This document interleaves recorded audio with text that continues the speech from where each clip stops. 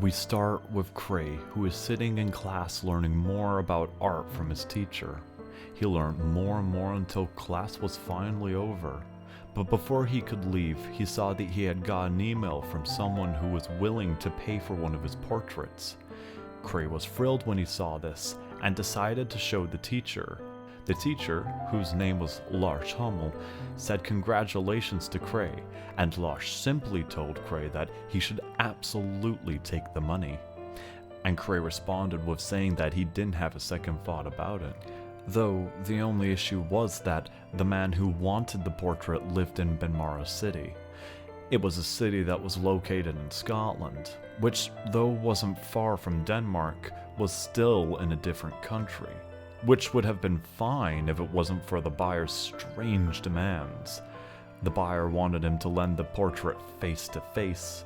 Cray found this to be very suspicious. Maybe he should have a second thought about this? He can't be too reckless. However, not being reckless was a challenge, because the buyer was offering $1 million, and there was proof that he had it. The buyer was clearly some rich man who had all the money in the world, from what Cray could tell. But Cray decided to go back home and think about it. Cray opened the door to his home, and when he entered the kitchen, he saw his father sitting there. Hey, Dad, I wanted to talk to you about something, if you have the time. Cray's father took a sip from his mug and looked at Cray with a slight disgust. He clearly wasn't in the mood to talk today. But Cray had to ask the question, no matter how bothered Cray's dad may have been. Look, I got this guy, alright? And he's willing to buy my painting. He's offering me $1 million. However, here's the thing. He's only willing to buy it if I give it to him face to face. And he lives in Scotland. So I was wondering if I could ask for permission to go to Scotland. Just before Cray could finish his sentence, Arnold put up his hand and looked at Cray with a face of pure judgment, as if the idea of Cray going to Scotland was outrageous. And in a way, it was. But Cray needed that money, mostly so that he could leave his father. Cray wasn't a selfish man, but he had his limits.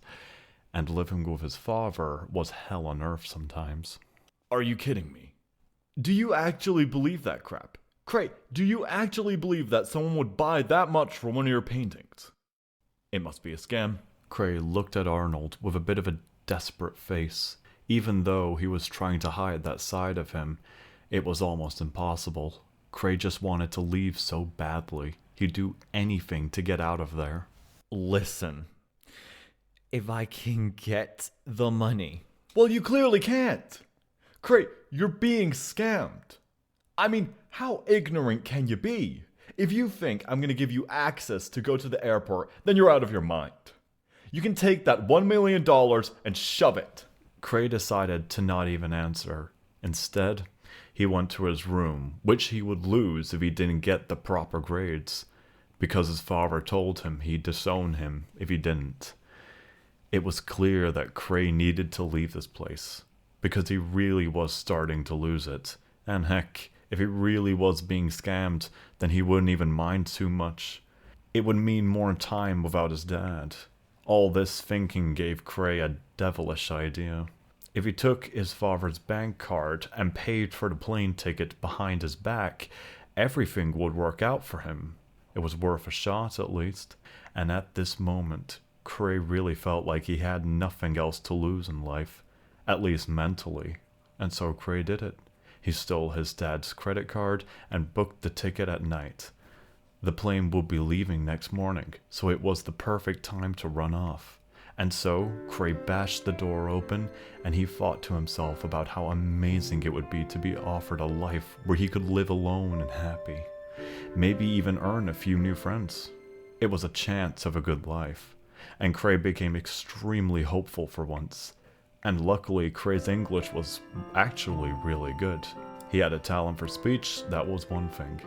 He went into the airport and into the plane and got transported to Scotland. After that, he took a bus and arrived at the Benmara city bus station. Once the plane landed, he took his bag and walked out onto the open street. Many people were around, and the bus was right on time.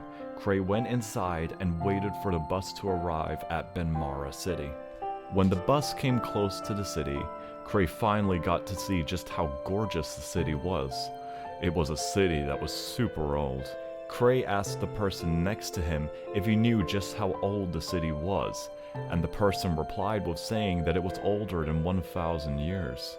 It was a historical city.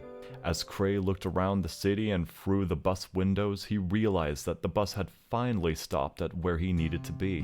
And so Cray went out of the bus. To his luck, he saw the guy who was gonna buy his painting. "Hey, over here!" Cray waves with joy, and the guy waves back while showing Cray a suitcase. Cray comes close enough to have a proper conversation, and they both shake hands. Hey, so, this is what you wanted, right? Yes, exactly. Thank you so much for coming all the way here to bring it to me. Here's your $1 million. Cray watches as the man with the expensive-looking suit opens the suitcase to show him he wasn't lying. It was like looking at a dream come true for Cray, and so Cray took the money as the man took his painting. Pleasure doing business with you. Have a good one. Yeah, thanks a lot. Bye. Cray was surprised by just how quickly that went, but didn't bother to contemplate about it. He took the suitcase and walked to the first hotel he saw. It was getting dark, so now was a great time to take a nap. As he entered the hotel, he rang the bell by the desk, and a lady who was wearing a bellboy uniform came to the counter. The lady was also named Emilia. Hello? Hey, I'm here to order a room if you have one. I'm sorry, but all the rooms are taken. Alright then. Right as Cray was about to leave, another co-worker ran to Emilia and told her something. Wait, stop. What? Looks like you're lucky, because we apparently got a room ready for you. Was someone expecting me? Have no idea, but there is a room where somebody else was. But he hasn't come back, so I guess you can take that room if you want. Alright. Sure, great. As Cray said that, he took some of the money that he had and gave it to Emilia. She led Cray to the room he was going to be staying in, and Cray sat there opening his suitcase and staring at all of the money he got. He couldn't stop looking at all the money he had earned. It made him feel so in control. It was exactly what Cray needed. But after a while, he heard some metal bits being pulled and twisted. It was very slight, but it was in the far distance. Cray didn't think too much about it. He just decided to head to bed and fall asleep. Cray woke up and looked outside, and it had seemed as if it hadn't become morning yet. It was dawn, and the sky was a beautiful reddish color. However, what was odd was that Cray swore he could see a bit of a purple color on the edge of the sun.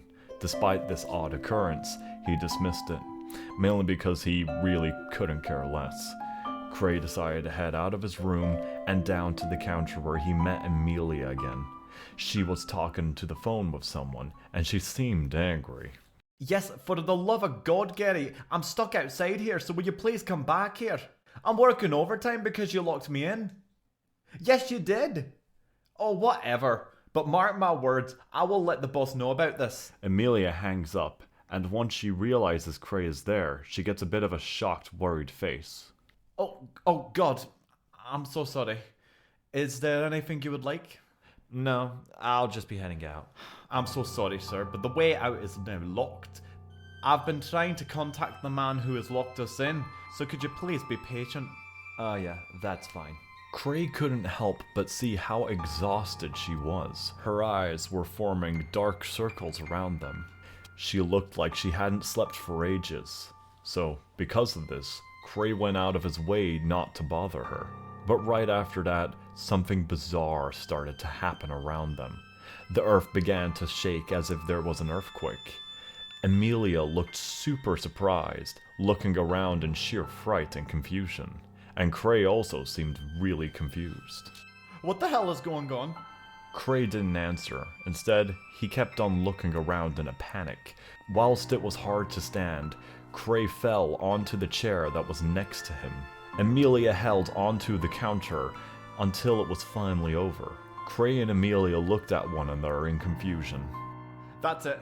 I'm out of here. They can't blame me for breaking the door open. I'm literally worried for my life. Scotland never has earthquakes. This shouldn't happen. Yeah, go ahead. I won't stop you. Emilia took the chair and slammed it at the entrance door, which was made of glass. Then both Emilia and Cray dashed out of there. But right when they got outside, they ended up somewhere different. It was as if the hotel had moved places. The hotel had moved to the very center of the city. Not only that, but there were more buildings around, which made it harder to tell where to go to leave the city. Emilia looked shocked, and so did Cray. Why is this happening? I have no idea. I don't even know what to say. Look, we don't know each other, but maybe it would be a good idea if we stick together for now. Yeah, that sounds good. Let's try looking around. As they looked around, they couldn't help but notice that nobody was around. However, they could still hear people walking around the place. And the sound of people was slowly starting to fade over a short time, as if something was pulling them away from Cray and Emilia. Do you suppose that the city is moving us away from the public? Oh yeah, like the city is moving or something. Really? The city literally just changed itself, and you're gonna deny that possibility? Look, I just haven't taken in all that's happening right now, alright? I need more time. Fair enough. Have you tried calling someone for help? I've got no signal here. I tried calling my friend, but it just won't connect. Okay, gotcha. As they walked down the street that seemed to be becoming smaller and smaller, Emilia couldn't help but realize that Cray was starting to seem very dizzy. Not only that, but when she looked up at the sky, it had begun to become darker and darker. And it also seemed to be becoming more purple, as if there was a projector projecting purple light at the sky. What the hell? Hey Cray, are you alright? Yeah, sorry, could we just lay down for a bit? I'm starting to feel sick. I don't know why. You do what you gotta do. I'll stick around.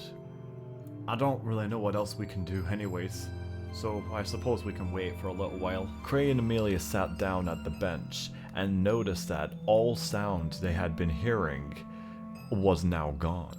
It was so surreal. Emilia was shocked by everything that was happening.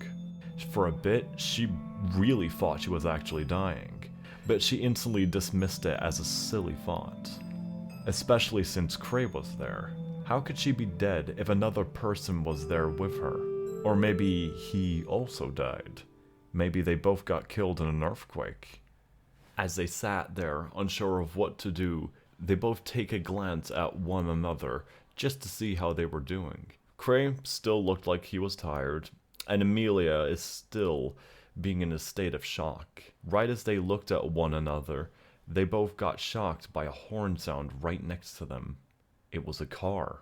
Maybe this was help. Emilia quickly waved at the driver and hoped that some response would come. Although she did get a response, she was still shocked as the car started to talk. Well, howdy there, fine gents. Hope you're relaxed and well. I can kind of tell by your expression that you're not, but fear not, I am here to help. Emilia's eyes were wide open. She takes a glance at what Cray's expression was just to make sure she hadn't lost it. Cray looked tired and sick. Is this some kind of joke? Joke? Why, sir, since when was politely saying hello a joke? Okay, I know that you may not be used to hearing a talking car, but I assure you I'm friendly. One thing that isn't very friendly, however, is, believe it or not, the city. The city? What do you mean? I lived in the city for a long time. What are you on about? Well, you see, kids, you're special. Especially you, Cray. As for you, Emilia, well, I'd say you're special in our ways, but still special. What are you on about? Cray's special because the city wants him. It wants him very badly. And I'm not saying this city wants him in the wanted criminal manner. I mean the city wants him in the desperate manner. Okay, listen, I don't care what the city wants of me. I only came here for the money. Yes, of course, but Cray, something you need to understand is that the money was given to you as the bait. The city needs you and will do anything to get you. Listen, I can help you two, but I really need you two to trust me. Why the hell should we trust someone we just met? Yeah, I'm not buying it. Why should we trust a talking car? You kids are smart, ain't you? Keeping to yourselves is a good way of surviving, but I am so very sorry to announce that there is only one way to go. And plus, I know you guys are struggling to leave the city. It's like a maze, right? You can't get out? Emilia, you out of all people should know this city pretty well. So you should know that this city's layout isn't correct. It isn't normal. Can't exactly say a talking car is normal too, but you take what you can get. Emilia just looks down at the ground. She knows the car isn't wrong. She knows there really isn't any other way, and she didn't know what to do. When she looked at Cray, Cray just seemed enraged and upset. Emilia took her hand on Cray's shoulder and told him, Listen, I don't know what's going on, but like, what else can we do? Should we do as he says? "You're right, let's get into the car. I don't know about you, but I personally really don't have anything to lose. Well, except for this money." Let's just stick together from now on, alright? Because I, again, don't know what's happening. Oh, and by the way, Car, Yes? do you have a name? Why, yes I do. My name is Larry Valdis. Pleasure to meet you. Mind if I invite you in? Right as Larry said that, his doors opened, and Cray and Emilia both took a seat in the car. Don't worry, I'll drive. Wow, so funny. You're such a charmer, aren't you? Alright, so Larry, can you please tell me everything that is going on? I don't want to be here any longer than is necessary. Cray comes closer to Emilia so that he can whisper to her. Emilia, I got a lighter on me, just in case anything goes south, alright? Emilia nods at Cray. What are you two lovebirds talking about? I'll have you know that I can hear everything. I can hear everything you two say no matter how much you try and whisper it. So don't try and do anything behind my back. Or well, I guess I should say my trunk. Both Cray and Emilia continue to sit in silence as the car drives through the city. They keep driving down an empty road.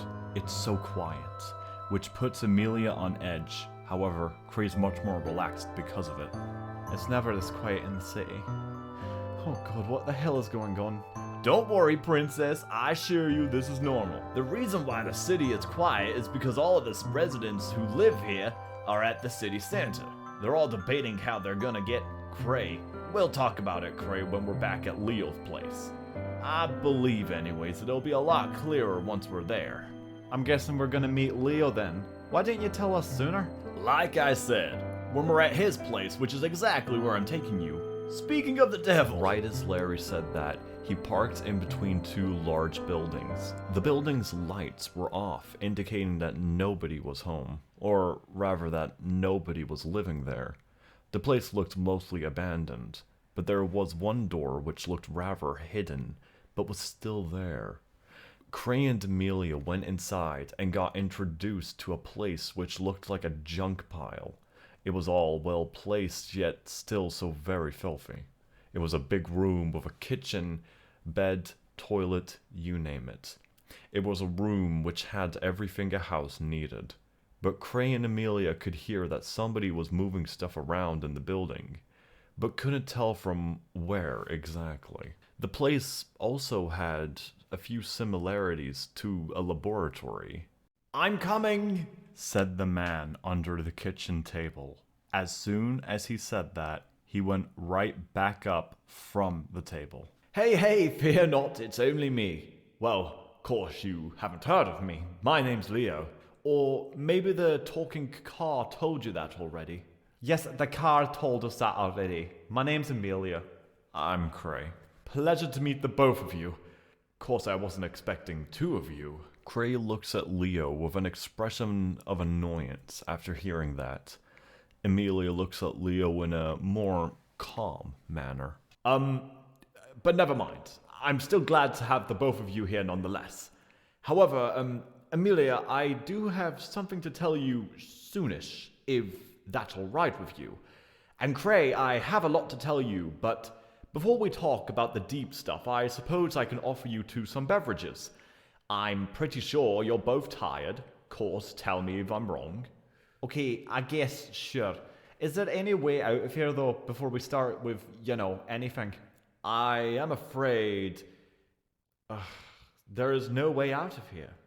And, well, Leo looks at the floor with a worrisome look. you see, the city doesn't really want you to leave. Right as Leo said that, Larry the car drives inside. Apparently, there's a convenient garage door for Larry to come into the house with. Howdy do, kids. Don't mind me, I'm just parking in here.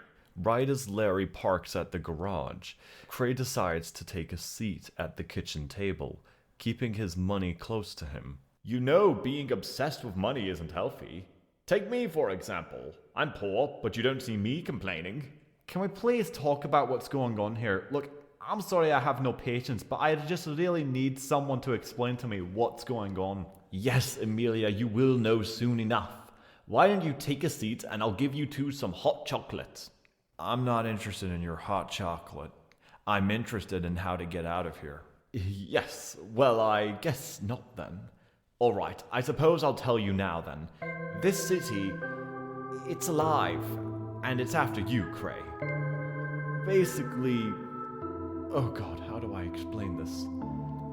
Like, okay, so you know how in our world we need the sun to survive, right? Well, I guess the best way to think of it is that you are the sun. Basically, Cray, you're a sun. Kind of. Once every 100 years or so, a person is born whom is very creative. And I mean, very creative. Well, I'm not so creative, so why the hell am I here? Well, yes, you are. Cray, I've seen your paintings. They're bizarre looking, but super creative stuff, though, I have to admit. Wait, so your friend is the same guy who gave me this money? No, Cray, that man who bought your painting isn't even real. No offense, Cray, but nobody would ever buy your paintings. So, I'm not creative, like I said. Cray, listen to me. You are one of a kind. The last victim who also got taken by the city, her name was Grace. The funny thing is that her paintings are an awful lot similar to yours. Well, what happened to her then? She got taken by the city and imprisoned. After many decades of being imprisoned, she lost her mind. I've tried to save her, but the city is just too strong. Nowadays, she serves the city. Poor lady. She's been manipulated by the city, I tell you. That is why I'm here now, so that I can stop the same from happening to you, Cray. So, wait, then why am I here? That should mean I can leave, right? Emilia. Oh, Emilia. You see, If the city finds you... oh god, I can't even say it. Okay. If the city finds you, then it will turn you into a building. Or a car, if you're lucky. This is unfortunately true. I was once a person. I was a police officer who worked in Benmara City. Once, someone tried to steal from the bank and, well, let's just say I didn't survive the bullets heading my way. But apparently, death wasn't an option for Benmara. I woke up in this metal body. I woke up in this world of sentient buildings. Oh god. What do you mean, worlds? Are we in a different world? Wasn't it obvious enough, Pumpkin? Don't call me that! Now it's obvious. Thanks. Oh my fucking god. Poor girl. But perhaps not all hope is lost. Cray looks at Leo with an expecting look. You see, Cray, you could save yourself and her if you help me out. You've probably heard of this story many times, right? Where a hero gets quests from one guy and has to fill them out. Cray, I can promise you a safe return to your own world, but you have to do as I say. Trust me when I say that I only want what is best for both you and Emilia. I'm listening. I know how to kill Benmara. I know the ingredients. Trust me, I've been here for a very long time. Cray just continues to look at Leo. Well, if you're that curious, I'm 190 years old. Cray looks at Leo with an expression of shock. And I still look pretty young, huh? Well, don't worry, I'm not alone. That Grace I was talking about is 145 years old. There's yet another reason you should trust me. You wouldn't want to live here for that long, huh? Yeah, I suppose you're right. So, what do we need to do? You see, I require the both of you to head towards a building named the Empire Fregile building. Larry will take you there. You see, that building contains something that I need. However, I myself cannot go in there. So I will be inside Larry while you two head inside the building. And also, this is probably obvious by now, but that building is alive. Fear not, however, it should be asleep. How the hell are we supposed to get inside a living thing? Oh, don't worry, Grace lives there. But she should be asleep by now, so you most likely have nothing to fear. Just don't wake them. Are you kidding me? Just don't wake them. We're basically going on a suicide mission. Has no one ever told you that in order to get anywhere in life, you need to take risks? Anyways, back to the plan. I need you two to find this. Leo hands over a fantastically drawn image of the item that Cray and Emilia needs. The item was so well drawn that Cray and Emilia both thought it was real at first. The item seemed to be a small mirror, small enough that you could hold it with one hand, and it had a red metal outline. However, this mirror wasn't reflecting what was in front of it. Rather, it revealed a necklace with a purple stone on it. And it also revealed a ring, and last but not least, Cray's hat. All of these items seemed to be sitting somewhere random in the room which the mirror resided in, so it would always be different. Why is my hat in this painting? Why is my hat in this painting, Leo? That's not a bloody coincidence. I overheard a few buildings talking about the way you look. Do you actually think we're that gullible? I swear I'm telling the truth. And even if I was lying, then who would you turn to? It's not like you have any other alternative. I mean, look at what the city wants to do with the both of you. Come on now, guys. I'm your friend. You know what? Fine. Just fine. Or what do you think, Cray? I think we should do as Leo says. Thank you, Cray. Alright, good. So, should we get going? Yeah. And please don't try and make too much sound in the car, because the citizens might hear you. Okay. As they exit the laboratory, they wait for Larry to come out too. Sorry, folks, I just had to stretch a little. Now, come on in. I don't fight. Larry opens his doors and they all proceed to enter the vehicle. Cray and Emilia sit in the back and Leo sits in the front. Cray, wouldn't it be much more convenient if you put that money in the trunk? Sorry, I'm not letting go of this money, even if my life depends on it. My god, do we look like criminals to you or something? Look, we won't take, or at least I won't. I can promise you that. Look, I'm just not gonna let it go, alright? Just leave me alone. Oh, it is alright. I am simply giving advice. No need for such a rotting mood, young lad. Alright, everyone, are we ready? I suppose. Yeah, yes indeed. Well, then let's go. And remember, no talking too loud, kids. Larry begins to accelerate out of the laboratory, and they drove into the street. Larry kept a slow pace as to not gain any building's attentions. As he drove closer and closer towards the center of Benmara city, there started to appear more buildings with red eyes. They moved around in unique ways. They were all different, just like people. Cray looked at his right to look at Emilia, who was looking down. She seemed to be quite distressed, but quiet. Cray couldn't say that he also wasn't in distress. However, unlike Emilia, Cray had nothing to lose, only things to gain. Cray also noticed that the windows were very dark, which made it hard to see what was outside. However, everyone in the car knew that Larry was doing this so that no building would know that they were in the vehicle. As Cray looked around, he ended up overhearing a conversation between two buildings who were talking to one another.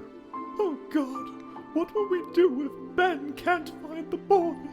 Oh, and what if the boy happens to be a big bully?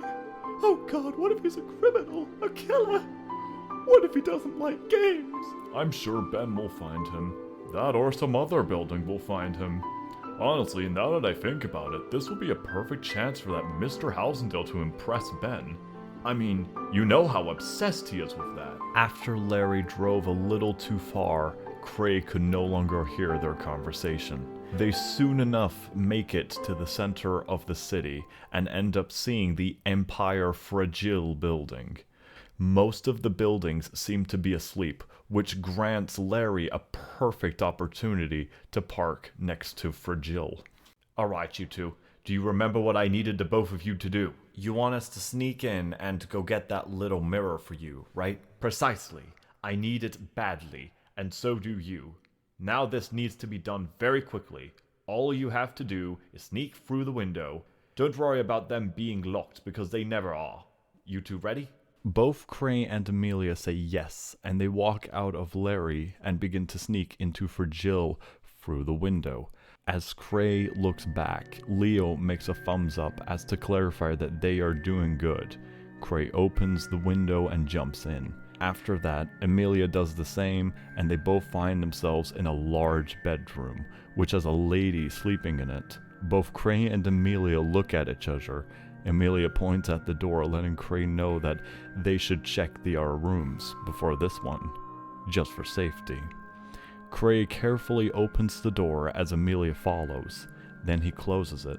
Thank God. Looks like now we can have a chance to look around and search for the area. I'll look around the second floor, and how about you look around this first floor? Right, will do. Cray heads towards the hallway and into what seems to be the foyer. He takes a peek outside the front window and notices a big house dashing towards the Fregile building. Cray hides under a table so that the R building does not see him. Wakey, wakey! Oh, goodness. What time is it? It is time to open your eyes to the one and only Mr. Housendale. Do you know what I'm excited about? It's not happening. I'm pretty sure whenever we do find the boy, he won't open up to you. At least not with an attitude like that. And can you please keep it down? Grace is trying to sleep.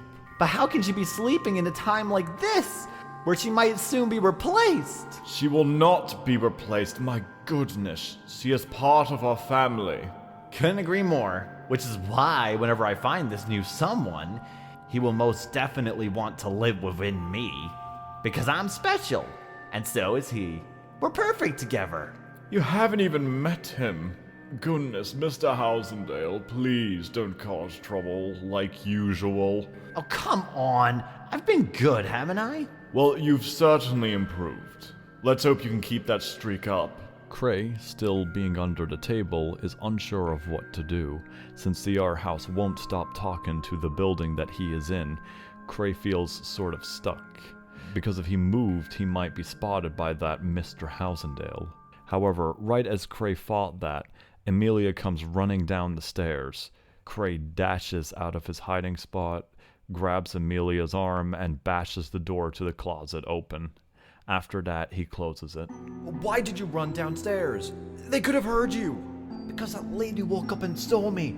I don't know where she is now, but I had to run for it. Right as she said that, Cray looks through the peephole and sees Grace hastily going downstairs.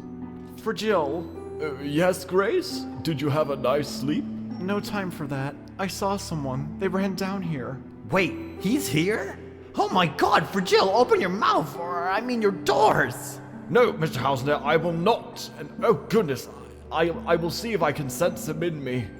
Allow me to see if I feel anything different. Cray looks at Emilia and tells her not to move. After a bit of staying still, Emilia notices on one of the shelves in the wardrobe a little mirror is sitting there. Emilia whispers to Cray to go and get it. But before he could do that, Grace opens the wardrobe, revealing Cray and Emilia.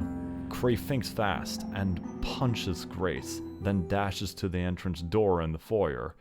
It slams shut and Emilia and Cray are trapped. We've got you now! Oh, Grace, darling, are you alright?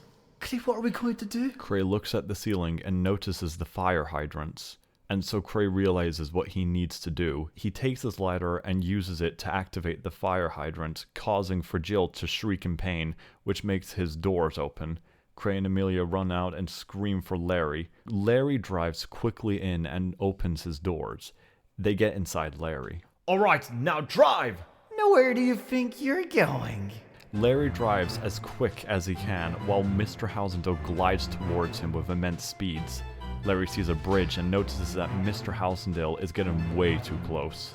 So Larry decides to drive off the bridge, landing in the oil lake. While Larry is slowly sinking, both Leo, Cray, and Emilia have just enough time to jump to shore and into the sewers. Will you make it back, Larry? I don't know, but you know what you promised me, so please! I will pay you in due time. Damn you! Just go!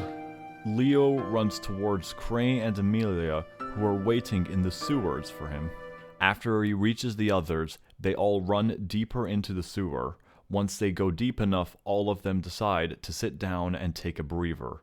Emilia falls to the ground, shaking. Cray slides on the wall down to his knees, and Leo falls down on his knees on the floor. Fear not, we are somewhat safe down here.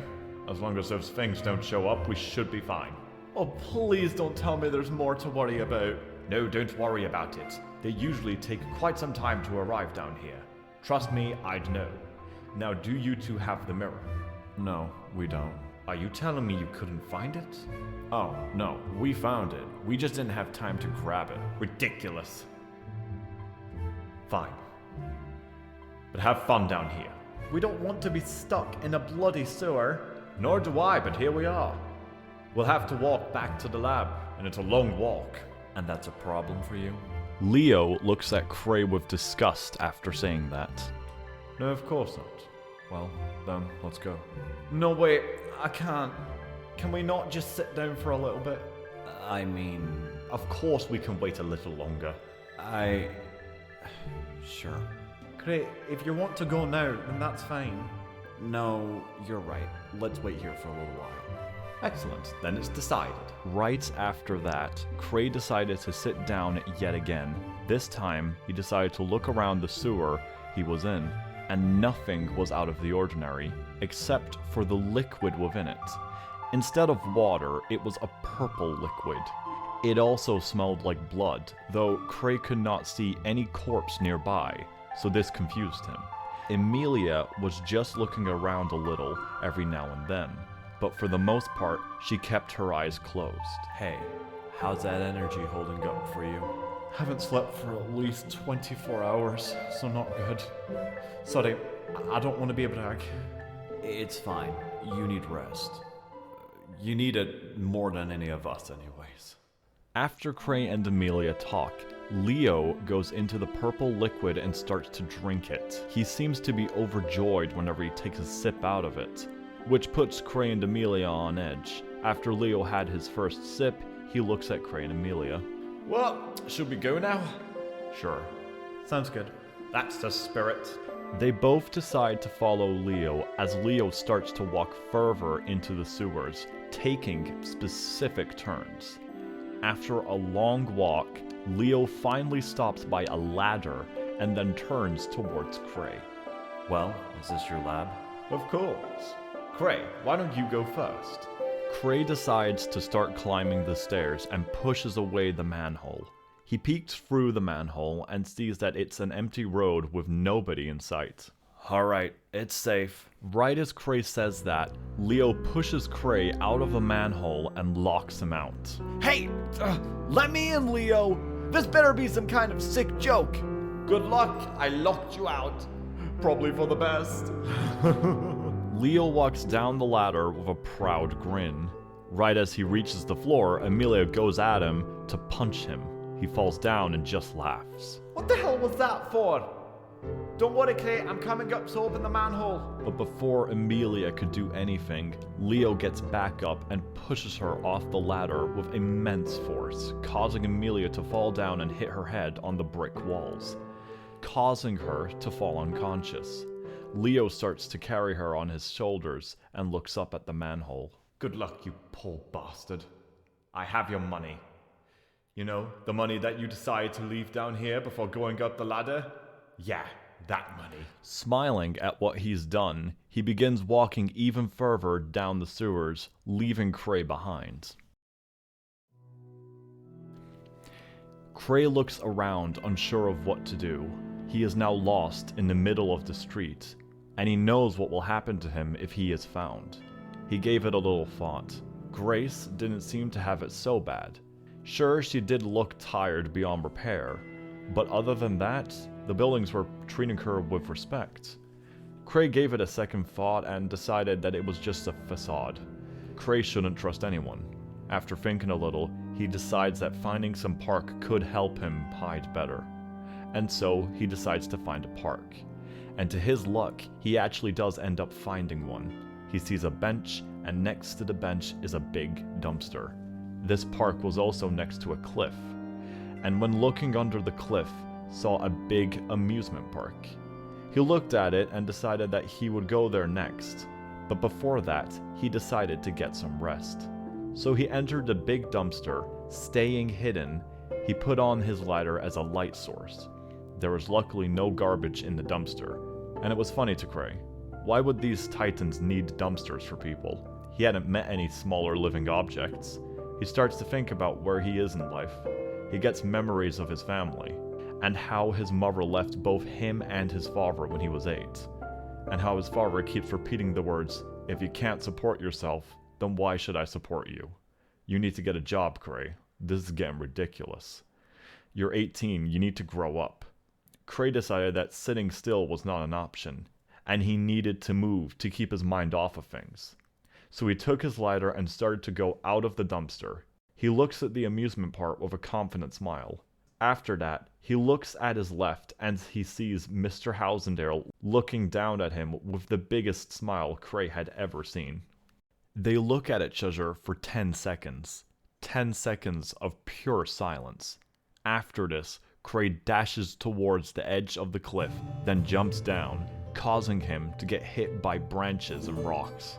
Once he hits the floor, he is badly hurt, however, is still well enough to keep running.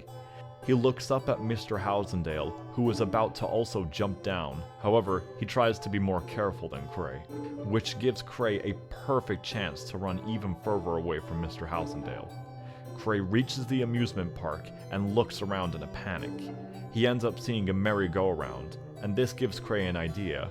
Cray looks behind him to see how close Mr. Housendale is, and he sees that Mr. Housendale is catching up. So Cray jumps onto the merry-go-round and waits for Mr. Housendale to reach the merry-go-round.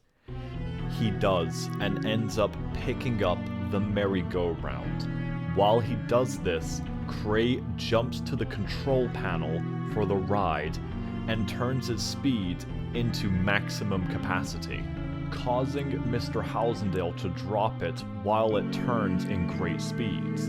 It hits Mr. Housendale's face, ripping pieces off, and the mouth Mr. Housendale had open now completely cut off by the falling merry-go-round. Cray dashes out of the control panel and sees a roller coaster. He quickly runs towards the roller coaster. Once he reaches the roller coaster, he turns it on and jumps on before it can take off without him. He looks at Mr. Housendale, still screaming in pain and rage. Mr. Housendale sees Cray on the roller coaster and instantly rushes towards him. But before Mr. Housendale can reach him, the carts go into a cave, and just before the carts can get out of the cave again, Cray jumps off the cart and falls onto a plastic pair of rocks. This damages Cray a little, however he is still able to stand, even though he struggles to do so. As he gets back up, he hears Mr. Housendale screaming outside the cave. Man, where did you go? Don't you realize how much you hurt my feelings? Come on, I don't bite. I even prepared a special room inside me just for you. That didn't come out right. Listen, I'm sorry. Ugh. Cray decides to take the exit door, which is right next to him. He exits the roller coaster from the back, which also serves as a secondary exit from the amusement park. Cray looks around and sees bushes and trees with one path. Cray decides to follow the path, and it seems as if the path goes into the forest. So Cray decides to follow the pathway into the forest. At first, all seems normal while looking around. However, Cray finds a tiny lake, and it is not water. Instead, it is filled with oil. It would seem as if this realm seems to not have water. and Cray was starting to get rather thirsty. He sees a small lodge in the distance and decides to take a closer look. And from what he could tell, it wasn't alive. So Cray invites himself in. He opens the door and is greeted by a lot of old furniture. It looked as if a fisherman had worked here because it was filled with fishing gear. Why, hello there! Feel free to come in. I don't mind. I hope you feel safe. I won't hurt you. My name is Taylor Hall. It was a grandfather clock talking to Cray. Cray wasn't even shocked anymore. He went closer to the grandfather clock and put out his lighter, holding it on the grandfather clock and threatening it. Listen, if you don't tell me how to leave this realm, then you'll become charcoal. How do I get out of here? Emilia wakes up. As she looks around, she sees that she is still in the sewers. She also sees that Leo is standing by a pair of ladders. These ladders aren't the same ones as before. Emilia instantly realizes that they are far from wherever Cray was. She looked at Leo, who was giving a big smile. He was surely going to do something bad. However, due to the amount of stuff that had been happening, Emilia wasn't too scared. She was just worried. I see you're awake. Well, that's great. Leo takes a revolver and pulls it on Emilia's head. Emilia starts breathing heavily. Listen, if you do as I tell you, then all will be well. I just need you to do something, alright? It won't take long. Leo takes Emilia's handcuffed hands and carries her out of the manhole. They end up in the middle of the street. The street leads to a bridge nearby. Emilia realizes that it's the same bridge that they drove off of. Leo pushes Emilia with him to the bridge, and as she looks at the distance, she sees that there are several living buildings waiting there. It seems as if they knew they were coming. Did Leo tell them? As they get closer, they stop. Emilia realizes that Fregile is there and seems worried. So, what do you desire? I want Larry. That's all I want. After you give me him, I'll be out of your way. Yes, okay, we will get him. Yes, wonderful, thank you. Emilia, if you're wondering where Larry is, well, you'll be glad to hear he's not locked up. Instead, he's just a little damaged after the fall. But the city brought him back up, and so we shall all head back together. Doesn't that sound wonderful? Emilia looks at Leo with an enraged expression, and Leo just pats her cheek. Ah, you seem overjoyed. Well, don't worry, he won't be long. And in no time at all, Larry comes in through the crowd of buildings. He looks angry, which only causes Emilia to be more on edge. Ah, Larry, you know what to do. Oh, I don't know, Leo. Will you do what I want you to do this time? To free me? Yes, Larry, your time will come, I swear it. But I don't know if you've noticed that we're in a pickle right now, and both I and Emilia need to get out of it. Now, will you be a bargain or not? Yes, whatever, just get in. I am getting impatient. Both Emilia and Leo get inside Larry, and they start to drive off back to Leo's lab. I'm seriously starting to lose my patience. How do I know you ain't lying to me? Seriously, I've done all you've requested. I've gotten Emilia and Cray to the lab. I served you for many years. What else can you possibly need? Listen, Larry, I will give you your eternal reward soon. Tell you what, if you can keep Emilia still while we're back in the lab, I'll give you what you wish for right afterward. Got it? It takes a while for Leo to answer. However, he ends up finally answering with a yes. They arrive at the lab and Leo pushes Emilia out of the car. He unties her and pushes her back up, demanding that she opens the door for him. Oh, don't look at me like that. After all, isn't it always ladies first? Emilia walks into the lab and sits by the table next to a plate. Leo walks next to her, and she instantly takes the plate and slams it onto Leo's face, causing him to screech in pain. Emilia dashes out of the lab, and Larry notices. Where do you think you're going, you little brat? Emilia runs out to the open street and just keeps on running. She runs as quick as she possibly can, getting cramps along the way. Larry gets closer and closer. I've had enough of you. I'll just run you over for good. Emilia keeps running and Larry is extremely close to hitting her. But right as all hope is lost, slam! A massive pile of bricks and planks come crashing onto Larry before Emilia. Emilia jumps and falls to the ground, taking deep breaths. What just happened? Emilia looks behind her and sees that Fregile is standing on Larry, who is now broken beyond repair. Emilia just sits there, now completely hopeless. The door to Fregile opens, and Grace comes out. Oh, please. Please don't kill me.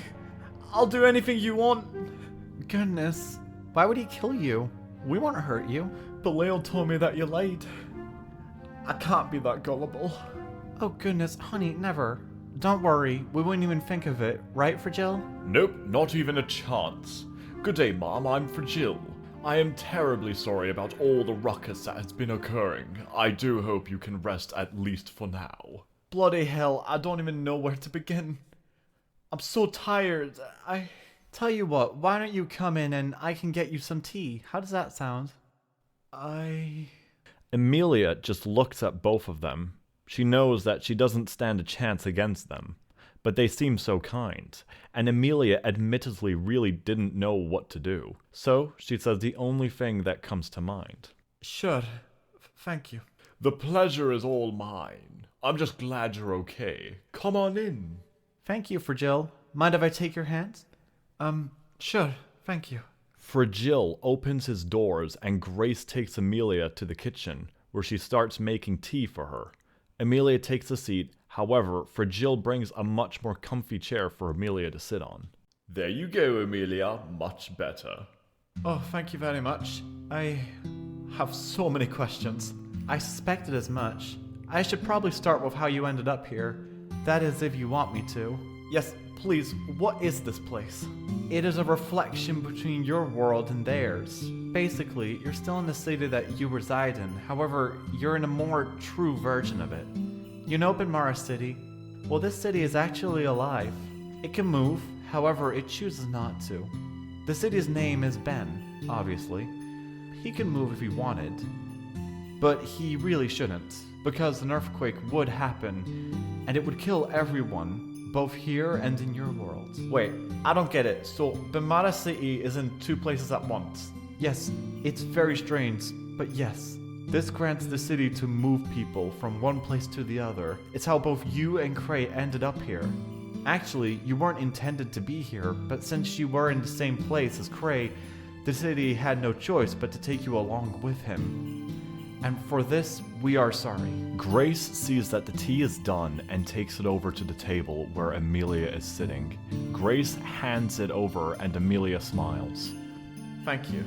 So, me being here was just a mistake?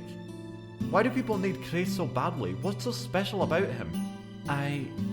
He's like me, sort of.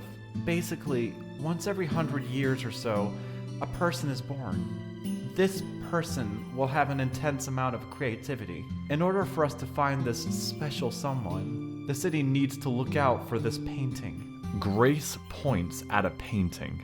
Have you seen this painting before? No. Why is it an important painting? There are a few others scattered around Fregile. All of us have painted it before. It is the way the city finds its next target. Cray painted it as well. It's how we found him. Since Cray lived somewhere else, we needed something that he would get here for. And, well, the city somehow knew he needed money. It's sad, really. That's how most of them end up here. Not like me. I ended up here when I was rather young. I tell you, about 11, I think. Oh, I don't know. It's been like 134 years. It's been like 134 years since I last saw the other world. Well, why can't you just leave? Well, you see, us special people are needed in this city. Without us, the city will die. Think of us as a sun. You people can't survive without the sun, right? Well, neither can the city. We're basically a sun of creativity. That's really the best way I can describe it. The city needs a sun, and that's exactly what Cray is. He's the next sun for these people. Oh my god. Well, good luck telling him that. He's terrified of you people. He thinks you're all up to no good, and that's all thanks to Leo. Of course Leo told him that. That brute. He's been causing nothing but trouble since day one. The man's scared of death, you know, so he drinks the city's blood like a vampire. Or more like a freak, if you ask me. I'm so glad I didn't need to deal with him too much. The city's been trying to find him, and you'd think that'd be easy, but no. The man has his ways. Apparently, wherever he lives, he's put something on it. Something that stops Benmara from feeling him. Can Benmara feel me now? Oh, well, he can feel for Jill, but we're in for Jill, so I'm pretty sure he can't. Oh my god. I have to ask, could Benmara move around in my world and, move places and all? Yes, but I don't think I even need to tell you why that's a bad idea. Alright, I'm gonna be real. That's very exciting. You will not believe how boring my life has been. Well, I assume because of your outfit, you're a hotel employee. Yes, and all I do is stand by the counter for hours on end. I'm getting better at handling it, but my god, does it drive me patience. I can imagine, but hey, that's not bad at all. You should be proud. Thanks, I am rather proud of it. However, if I'm being real, I'd much rather work as an actress. Just being on stage would be so much fun. I remember being on stage as a kid. It was so much fun. I wish I could, but in the time where I was born, you can probably tell why it wasn't as easy for me. Oh my, I can only imagine. Must have been dreadful. Well, you get used to it. The world both you and Cray live in must be so different. It is. Nowadays we have this thing called the internet. You can talk with one another from all over the world. Christ, you're making me feel old. Sorry, should I stop? Oh, no need, dearie. You're just alright. Speaking of, do you mind telling me a little more about yourself? Oh, well, I mean, should I start from my childhood? Oh, I remember when you were a kid, so free and energetic. Oh, for Jill, don't even begin. She was a delight and such an artist, just like Cray. But that was a long time ago. I remember it like it was yesterday. Well, go on, tell me about it. Yeah, hey, sorry. There's supposed to be a song here, but since I don't have an audience, I didn't really bother. If this video gets big, then I'll fix this later. I'll change it, but right now I just don't really care. So continue enjoying. Wow. And that's how it all happens.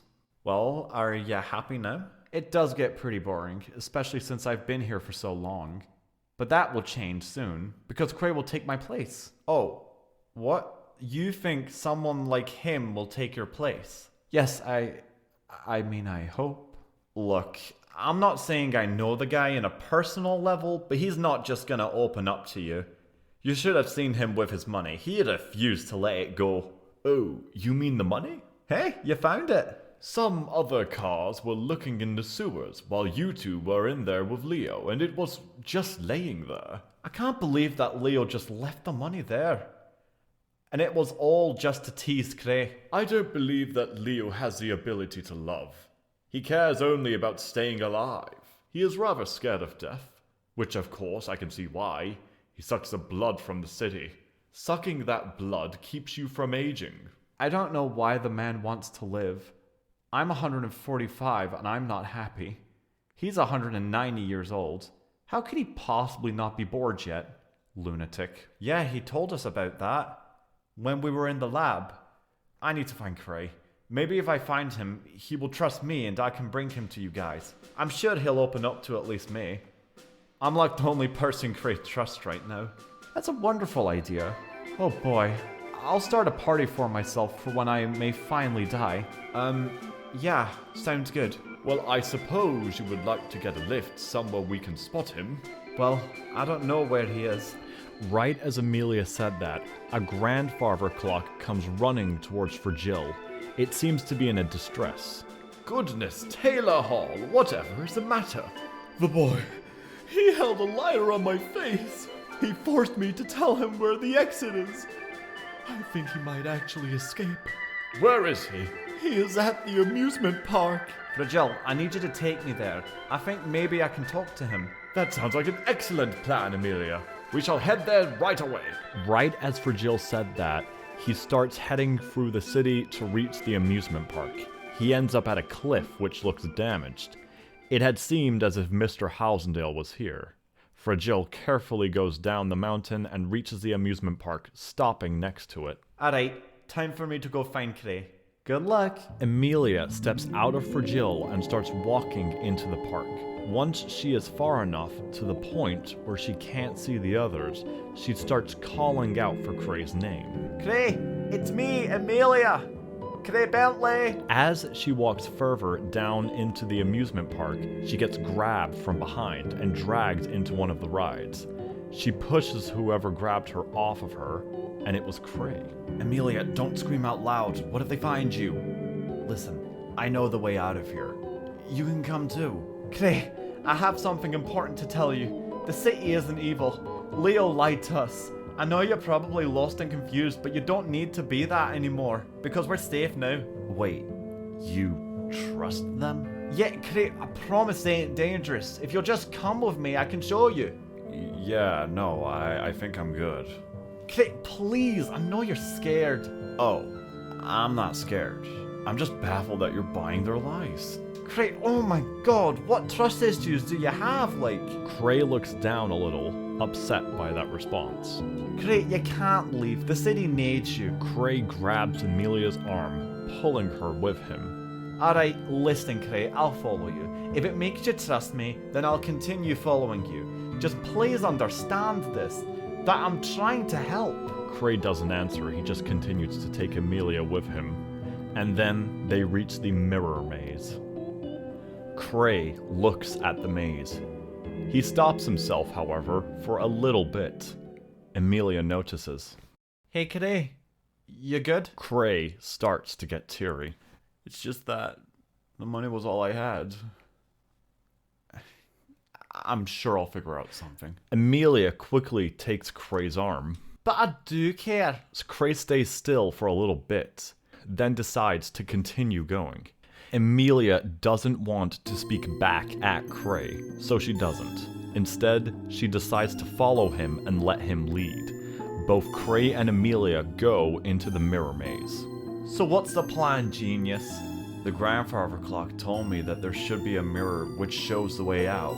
Really? That's all you got? It's better than nothing. Cray continues walking around the mirror maze with Emilia until something unexpected happens. Leo appears out of nowhere. You! There you are, boy! Leo takes Cray and throws him into the mirror next to him. Then Leo jumps in too.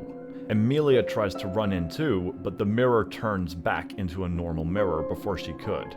So her first instinct is to run back outside, which takes a bit. But she manages. Once she finally reaches the exit, she finds Mr. Housendale, who looks severely damaged. You! I found you! Oh, finally! Oh, I can't wait for Ben to finally respect me. What do you think you're doing? Oh, for Jill, look who I found! She's already with us. And goodness, Mr. Housendale, what happened to your poor face? That boy character did this to me. It's pretty hard to get. Wow. Well, looks like that boy's got some skill by his side. Guys, listen. Cray's been taken by Leo. They both went into the mirror. Oh goodness, that can't be good. Right as Fregile said that, Grace comes out of him. She is seen carrying a box. This box has a purple eye, which is alive. So he is in the maze. Yes, I'm sorry, who are you? Why, I am Benmara City. What? I am the city itself. Wait, so if you were to move right now, then the city would move? Exactly. However, I don't think I need to tell you why that's a bad idea. Would an earthquake happen? Exactly. You don't suppose there's some way to get him out of there? I am afraid not. Even if I did decide to move the mirror maze, I'd probably accidentally kill more people, which is a risk I am not willing to take. Of course. Oh goodness, what if he doesn't come out? Fear not, he will come out. As long as I keep the exit closed, there is no way he can escape this place. Wait, so you can prevent the door from being open in the mirror maze? Yes, I can. It's rather silly if I'm being completely honest. there are multiple other exits than the mirror maze. I don't see why he took the hard way out. That would be my fault. I sort of told him of the only place I could remember. Because, I didn't want to die. Oh, I see. Aren't you the grandfather clock that got threatened? Yes, sir. That is me. I see. Well, I feel as if you need a vacation. How does that sound? Why, thank you, sir. Oh god. Well, I should probably go back in there anyways, just to make sure Leo doesn't do anything bad. I doubt I could do much to help, but Cray needs at least someone he knows. Are you sure you don't just want to leave? That reminds me that I sort of owe you an apology. Forgive me for bringing you to this world. It wasn't supposed to happen. Though, from what I can tell, it seems as if Cray did need you. So I guess it all turned out well in the end. Correct? I suppose. Right as Emilia said that, she decides to walk back into the mirror maze. Maybe, with some luck by her side, she might be able to find Cray. Right as Cray gets pushed in by Leo, he instantly wants to fight back. However, he couldn't help but wonder where he was. Right when he got pushed into the mirror, he realized that he wasn't in the mirror maze anymore. Instead, he was back home. But that couldn't be possible. Cray turns to Leo and starts to question him. Why the hell are we here? You tell me. This is a reflection of your memories and mine. Of course, since I created this place in quick succession, this little dimension of mine is a place of both our memories. So you should be familiar with this place, at least half of it. So, this isn't the actual place? No, it's a pocket dimension that I made. Do you want to know how I could make this place? It's because of that purple liquid. I drink it, it grants me imagination. However, this imagination is real. However, this purple liquid needs a generator. Something that can grow it. That's what I need you for, Cray. Well, I'm not interested, so beat it. Not even in that money you wanted? Cray gave out a desperate face right when Leo mentioned the money. Where is it? It's gone, Cray. I didn't need it, so I just threw it away. Like hell if I know where it's laying about now. Right before Leo could say another word, Cray jumps at him, throwing punches. Leo kicks Cray, causing Cray to fall back. Leo takes a bottle and slams Cray's face with it, causing Cray to fall to the ground a second time. You're not much of a fighter, huh? Don't worry, I can tell. While Leo is saying that, he continuously kicks Cray while he is down. Cray is exhausted and can barely stand. Leo stops his kicking. That's honestly sad. You're already this tired? Listen, Cray, I don't want to fight. I just want us to help one another, alright? Leo takes out his hand, offering to pull Cray back up. Cray takes Leo's hand and gets back up. Clever. Trust me, you're going to amount to great things. No longer do you need to feel inferior. Not while I'm here. Cray smiles at Leo.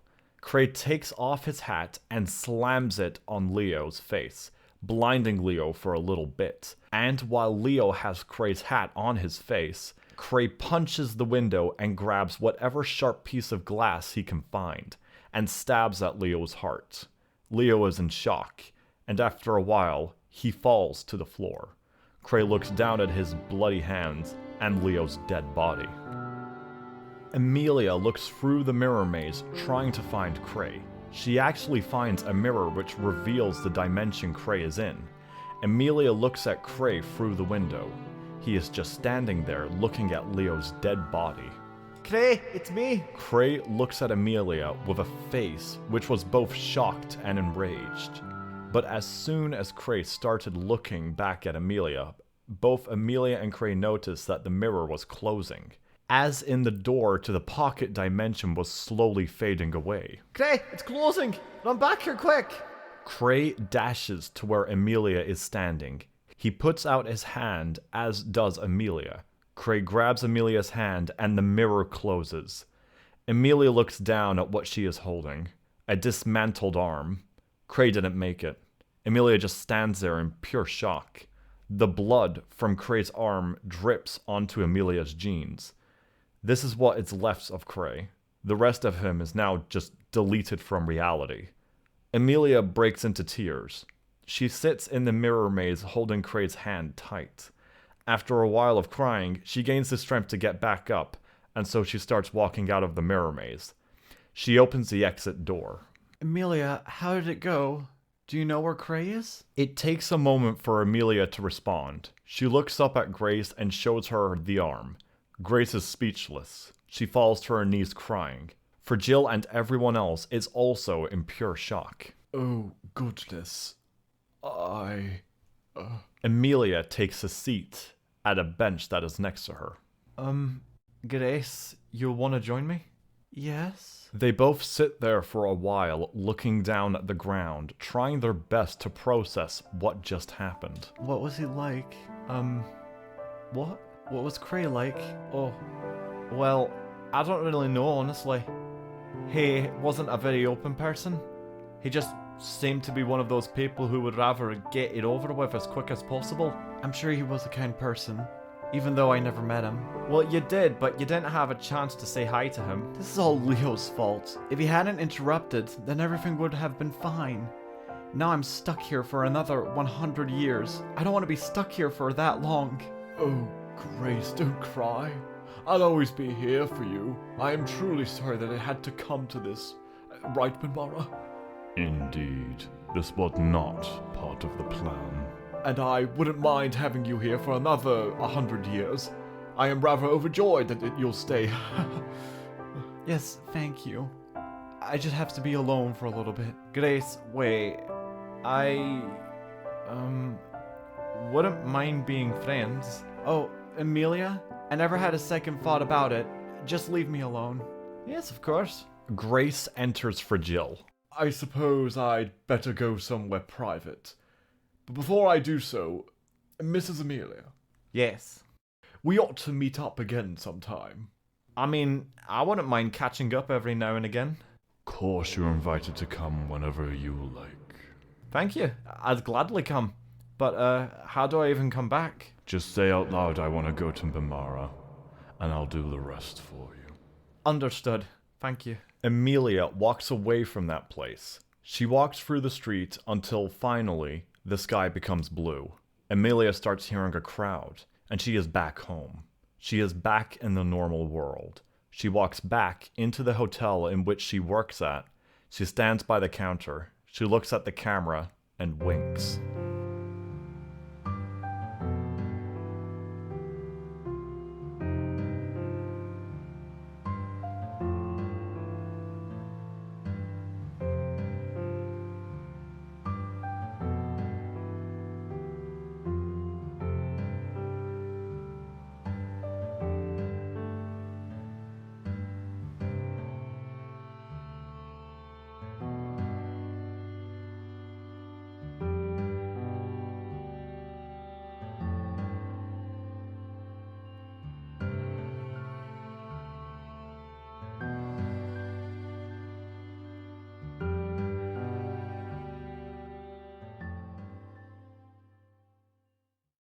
Grace goes to the wardrobe and takes the tiny mirror.